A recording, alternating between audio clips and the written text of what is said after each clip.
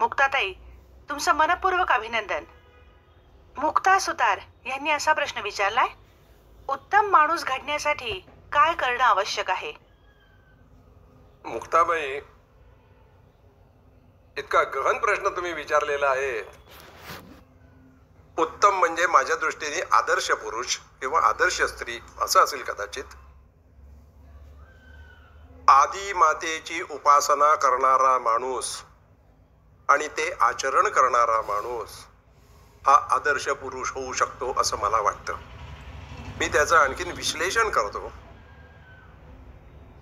सरस्वती, लक्ष्मी आणि पार्वती ही तीन दैवत आदी मातेची वेगळ्या वेगळ्या कारणाकरता बनलेली रूप आहेत. तेव्हा प्रत्येक माणसाने या तीन देवतांची उपासना करणं जरुरी आहे.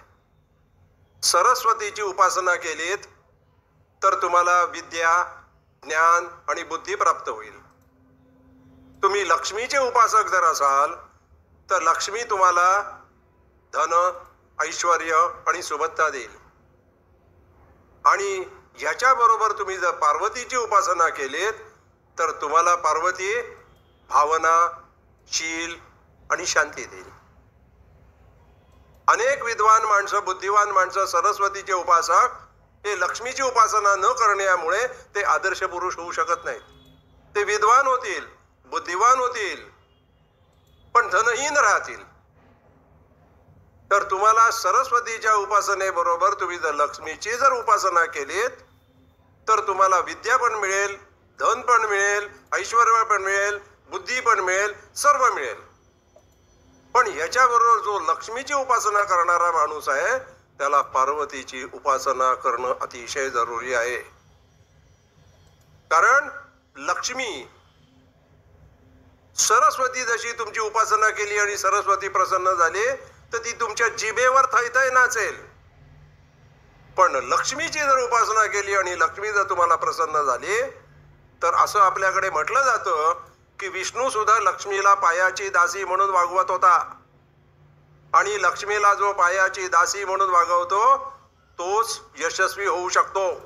कारण लक्ष्मी अशी चंचल आहे आणि अशी विक्षिप्त आहे की ती जर तुमच्यावर प्रसन्न झाली तर ती तुमच्या डोक्यावरच बसायला जाते आणि नंतर ती तुमच्या डोक्यात घुसते. आणि एकदा का ती तुमच्या डोक्यात घुसली की तुमच्या सगळ्या इंद्रियांचा ताबा घेते आणि त्या माणसाचं पूर्ण चिपाड होईपर्यंत ती त्याच्या बुद्धीचा ताबा, इंद्रियांचा ताबा घेते आणि त्याला सोडून निघून जाते. इतकी लक्ष्मी चंचल आहे. त्यामुळे लक्ष्मीची उपासना करणाऱ्या माणसाला पार्वतीची उपासना ही अत्यंत जरुरी आहे की जी त्यांना भावना, शील आणि शांती देते. धनवान माणसं अशांत राहू शकतात पण त्या लक्ष्मीच्या उपासकाबरोबर पार्वतीची उपासना करणाऱ्या माणसाला स्वतःचं शील जपता येतं, स्वतः भावना ठेवता येतात. नाही तर भावनाहीन धनवान राहण्यात काय फायदा आहे? माणुसकी निघून गेलेला आहे. कारण पार्वती ही माणसाला ममत्व देणारी आहे.